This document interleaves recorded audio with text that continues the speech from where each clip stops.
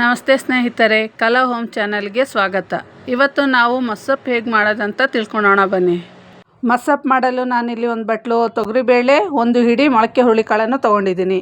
ನಂತರ 3 medium size tomato ಹಚ್ಚಿಟ್ಕೊಂಡಿದ್ದೀನಿ. ಸ್ವಲ್ಪ ಹಸಿ ಕೊಬ್ಬರಿ, 2 ಸ್ಲೈಸ್ ಆಗಿ ಹಚ್ಚಿರುವಂತಹ ಈರುಳ್ಳಿ, 1 ಗಡ್ಡೆ ಬೆಳ್ಳುಳ್ಳಿ ಸಿಪ್ಪೆ ತಕ್ಕೊಂಡಿದ್ದೀನಿ. 10 ಹಸಿಮೆಣಸಿನಕಾಯಿ, ರುಚಿಗೆ ತಕ್ಕಷ್ಟು ಉಪ್ಪು, 1 ಟೇಬಲ್ ಸ್ಪೂನ್ ಸಾಂಬಾರ್ ಪುಡಿ, 1 ದೊಡ್ಡ ಕಟ್ ಪಾಲಕ್ ಸೊಪ್ಪನ್ನು ವಾಶ್ ಮಾಡಿ ಕಟ್ ಮಾಡಿ ಇಟ್ಕೊಂಡಿದ್ದೀನಿ.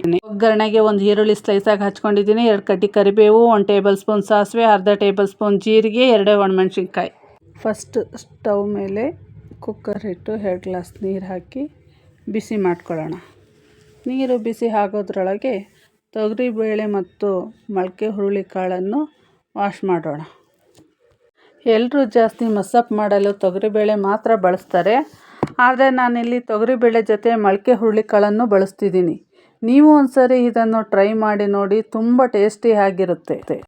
ಮತ್ತೊಮ್ಮೆ ನೀವೇ ಇಷ್ಟಪಟ್ಟು ಮಾಡ್ಕೊಂಡು ಊಟ ಮಾಡ್ತೀರಾ. ಮೊಳಕೆ ಕಾಳು ಆರೋಗ್ಯಕ್ಕೂ ತುಂಬ ಉಪಕಾರಿ. ಈಗ ನೀರು ಬಿಸಿಯಾಗಿದೆ.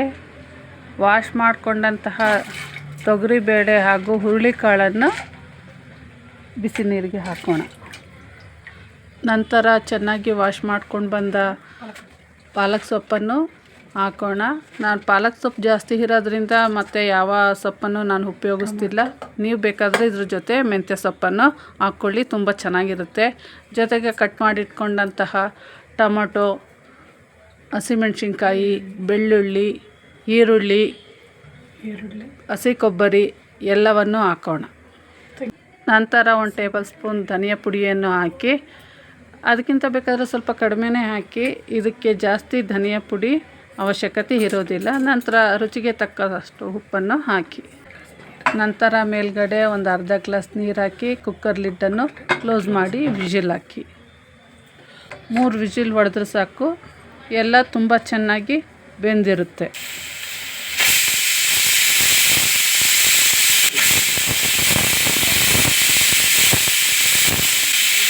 3 ವಿಜಿಲ್ ಆದ ನಂತರ ಒಂದು 15 ನಿಮಿಷ ಬಿಟ್ಟು ತಣ್ಣಗಾದ್ಮೇಲೆ ವಿಜಿಲನ್ನು ತೆಗೀರಿ. ನೋಡಿ, ಎಲ್ಲ ತುಂಬ ಚೆನ್ನಾಗಿ ಬೆಂದ್ಕೊಂಡಿದೆ. ಅದರಲ್ಲಿರುವ ತಿಳಿಯನ್ನು ಸಪ್ರೇಟ್ ಮಾಡ್ಕೊಳ್ಳೋಣ. ತಿಳಿಯನ್ನು ಸಪ್ರೇಟ್ ಮಾಡಿಕೊಂಡ್ರೆ ನಾವು ಆ ಸೊಪ್ಪು ಕಾಳುಗಳನ್ನೆಲ್ಲ ಸ್ಮ್ಯಾಶ್ ಮಾಡಲಿಕ್ಕೆ ತುಂಬ ಈಸಿ ಆಗುತ್ತೆ.